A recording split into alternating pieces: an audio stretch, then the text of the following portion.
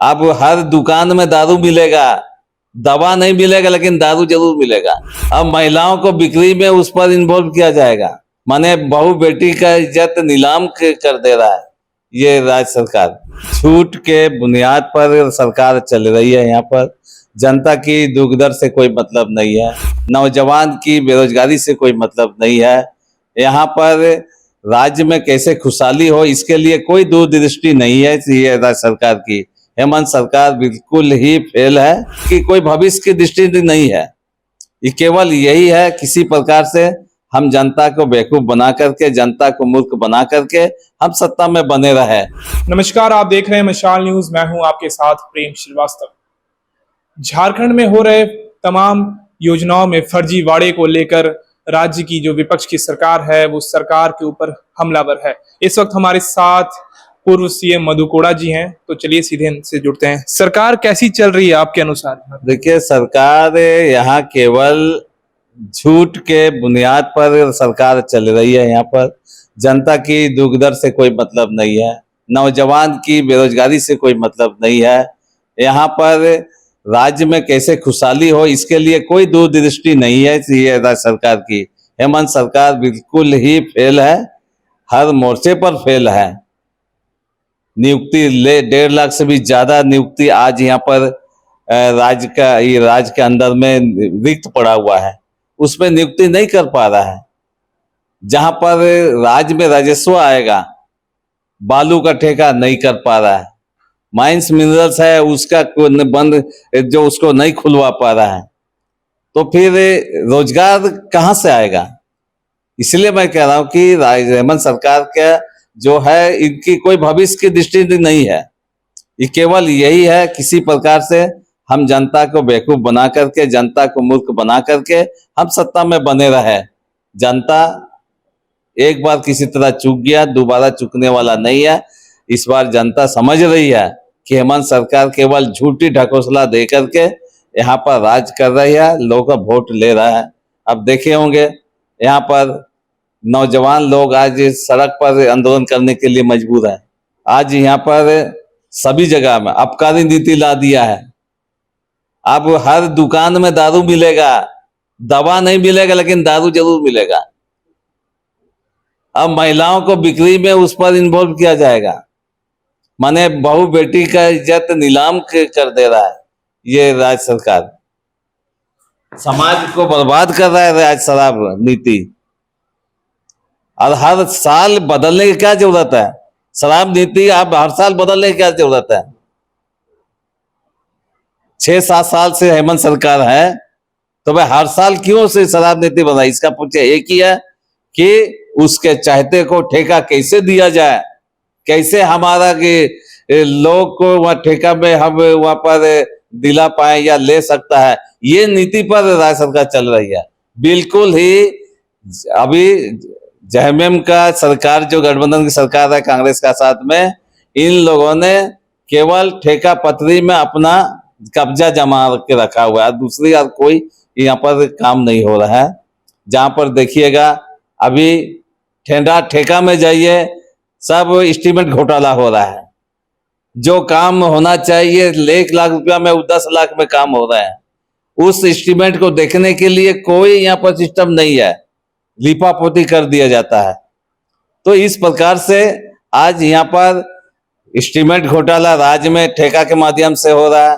नौजवानों के साथ में छल करके यहाँ पर उसकी भविष्य को बर्बाद किया जा रहा है, और माइंस में यहाँ पर उसके लोगों के द्वारा लूट का चूट दिया हुआ है। यहाँ पर ये हालात पूरे अराजकता की स्थिति इस राज्य में मने पूरा फैला हुआ है।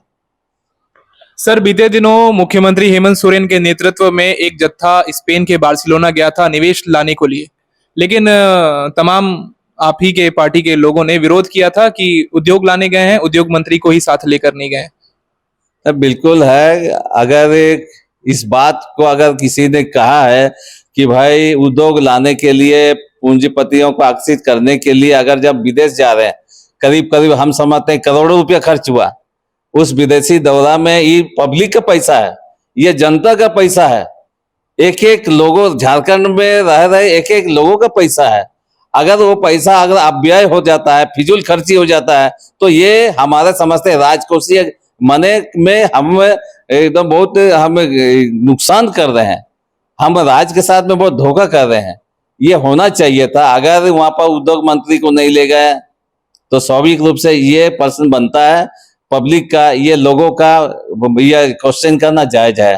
क्योंकि आप उद्योग लाने जा रहे हैं, उद्योग मंत्री नहीं है वहां पर, इसका मतलब है कि बाकी सब मंत्री यहाँ पर रबड़ स्टाम्प है।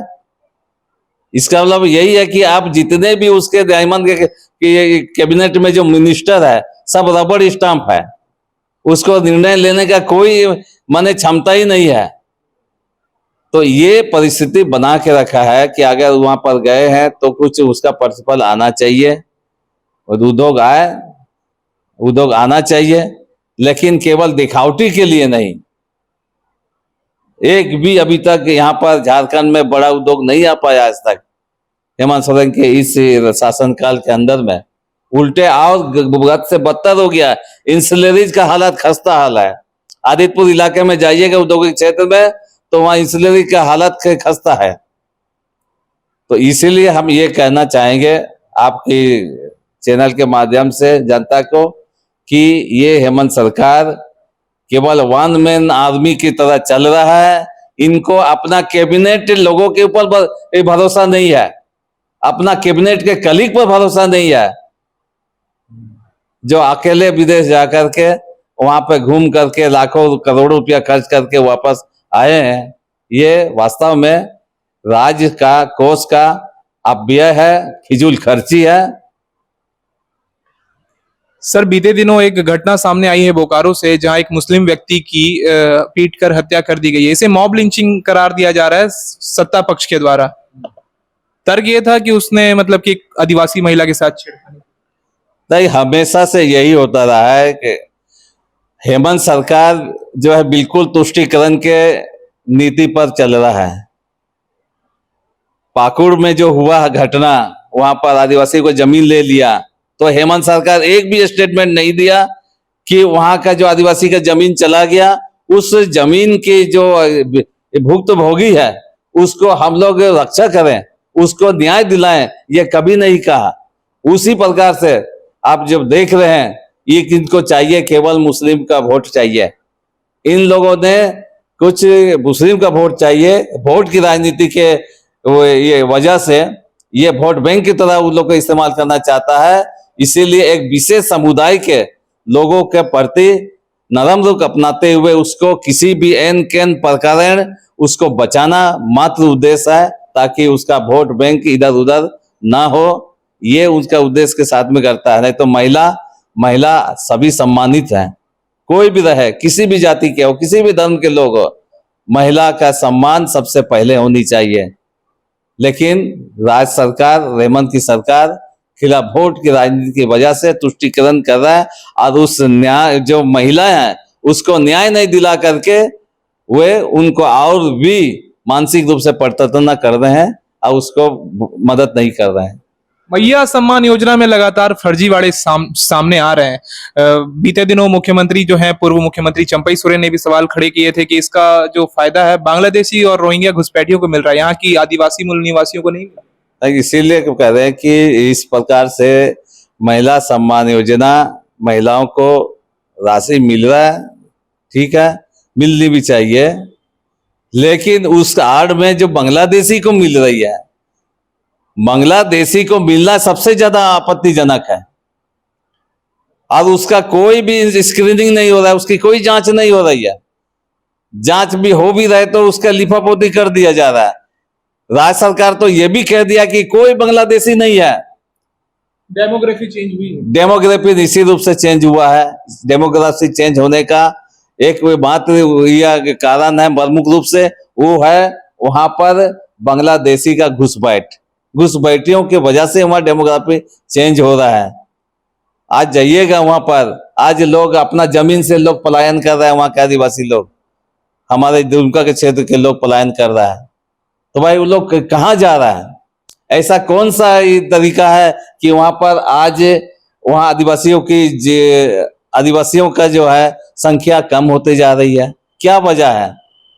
क्या हुआ, मृत्यु दर बढ़ गया है आदिवासियों का, जिसकी वजह से कम हो गया है। अगर आदिवासियों का मृत्यु दर बढ़ गया है, ये तो और भी बहुत भयंकर स्थिति पैदा होने वाली है कि राज्य सरकार क्यों सोया हुआ है, आदिवासी मुख्यमंत्री क्यों सोया हुआ है कि वहां पर आदिवासियों की संख्या घट रहा है, वहां पर संतान आदिवासियों का संख्या घट रही है। क्या उसके लिए कमेटी नहीं बनाना चाहिए मुख्यमंत्री को? इसलिए नहीं बनाना चाहता है चूंकि उनको एक विशेष समुदायों का वोट चाहिए, और इस प्रकार का कार्रवाई होने से उनको जेएमएम को और जेएमएम के गठबंधन की को नुकसान होगा, इसलिए ये सारा चीज सब वहां पर नहीं कर रही है सब। अफगानिस्तान के विषय में एक कहावत बहुत ही फेमस है कि अफगानिस्तान शहरों में कहाँ बसता है। ये कहावत झारखंड पर भी ठीक बैठती है। तो झारखंड के ग्रामीण इलाकों में बीजेपी किस प्रकार अपनी पैठ मजबूत कर रही है 2029 के लिए, क्योंकि विधानसभा चुनाव में इतना प्रचार हुआ लेकिन उसका रिजल्ट ठीक है, कहीं ना कहीं चूक हुई है। उस सारे खामियों को दूर करने के लिए पार्टी की ओर से प्रयास कर रहे हैं। जहां नहीं पहुंच पाया, हमारे केंद्र सरकार की मोदी जी का से जो जन जन जन विकास योजना है, जो लोग आज तक हम लोग शायद सही ढंग से गांव तक नहीं पहुंचा पाए हैं, उसे कारगर रूप से पहुंचा करके उन लोगों से केंद्र सरकार की जनहित योजना से जोड़ना और वास्तविकता से उसे ये परिचित कराएंगे कि भाई अभी वास्तव में आपका हितकारी, राज्य का हितकारी कौन है, देश का हितकारी कौन है। इस चीज को हमें जन जन तक पहुंचाने के लिए हम लोग निश्चित रूप से संपर्क स्थापित करेंगे और लोगों को बताएंगे, और लोग जरूर करेंगे। अंधा लाठी एक बार खोता है, बार बार नहीं खोएगा। और ये निश्चित रूप से देश हमारे यहाँ के झारखंड के वासी समझेंगे। एक ही शुभचिंतक है जो देश के लिए सोचता है, राज्य के लिए सोचता है, भारतीय जनता पार्टी है। सर, आपने अपना लंबा समय कांग्रेस में दिया है, उस समय सरना धर्म कोड को किस तरह देख रहे थे और आप आज बीजेपी हैं, अभी किस तरह? देखिए, सरना धर्म कोड के लिए कांग्रेस कभी भी इस पर गंभीरता से कभी नहीं सोचा होता तो कब का कांग्रेस दे दिया होता। ना झारखंड मुक्ति मोर्चा सोच रही है, ना ही कांग्रेस सोच रही है। अगर इस पर विचार सकारात्मक पहल अगर कोई रखता है तो भारतीय जनता पार्टी करता है। देश के प्रधानमंत्री जी भी यहाँ के भाषाओं के लिए काफी उनके साथ में एक अच्छा विचार रखे हैं। चाबासा मीटिंग में भी उन्होंने कहा है, दुमका के मीटिंग में भी कहा है कि हम यहाँ की भी जो जनजातीय भाषा है उसको हम लोग मदद करेंगे, सहयोग करेंगे। जहां तक भी हर संभव है हम लोग उसको प्रयास हम लोग करेंगे कि उसका भाषा का विकास होनी चाहिए, साहित्य का विकास होनी चाहिए। इन्होंने इस बात को रखा है। और आज सरकार, हेमंत सरकार क्या कर रही है? केवल लिपापोती करना चाह रही है, दूसरे के ऊपर थोपना चाहती है कि उन्होंने नहीं किया, आप नहीं हो, आप तो करो। एक भी जनजातीय भाषा का आज तक कोई टीचर बहाली नहीं हुई है, एक भी स्कूल नहीं खुला है प्रदेश में, एक भी जनजातीय टीचर का बहाली नहीं हो पाया है। बता दे, मुख्यमंत्री तो आदिवासी है, आदिवासी मुख्यमंत्री से बने हैं हेमंत सोरेन जी। क्यों नहीं जनजातीय का पढ़ाई चालू कर रहा है? क्यों नहीं संताल भाषा का पढ़ाई हो रही है? क्यों नहीं हो का पढ़ाई हो रही है? उरांव की पढ़ाई क्यों नहीं हो रही है? मुंडा जाति की भाषा की पढ़ाई क्यों नहीं हो रही है? शिक्षा मंत्री रामदास सोरेन तो कह रहे हैं कि हम लोग एक लंबा समय चल गया लेकिन अभी हम लोग तैयारी कर रहे हैं और हम लोग आगे। रामदास सोरेन जी तो लंगड़ा घोड़ा है, उसको अपना कोई निर्णय लेने का क्षमता नहीं है। वो कहते हैं कि हम देखेंगे आगे क्या हो सकता है। रामदास सोरेन जी क्या बोलते हैं उसको खुद पता नहीं रहता है, सुबह कुछ बोलते हैं, शाम को भुला जाते हैं। तो ये हालात है मंत्रियों का। मंत्री का क्या औकात है आप लोग देख चुके हैं। मुख्यमंत्री विदेश चले गए, उसका मंत्री कोई छोड़ दिए। इसका मतलब है अपना मंत्रिमंडल के किसी भी मिनिस्टर के ऊपर में विश्वास ही नहीं है मुख्यमंत्री का। बीजेपी पर कैसे चलेगा जब मंत्रिमंडल में एक मुख्यमंत्री का अपना सहयोगी मंत्रियों के ऊपर विश्वास नहीं है, तो राज्य कैसे चलेगा? यहाँ तो अंधेर नगरी चौपट राजा, टका से भाजा टका से खाजा, यही हो रहा है। बीजेपी पर एलिगेशन लग रहे हैं कि बिहार चुनाव से ठीक पहले जातिगत जनगणना की घोषणा की है, जबकि इसकी मांग बहुत पहले से ही कांग्रेस के द्वारा की जा रही है।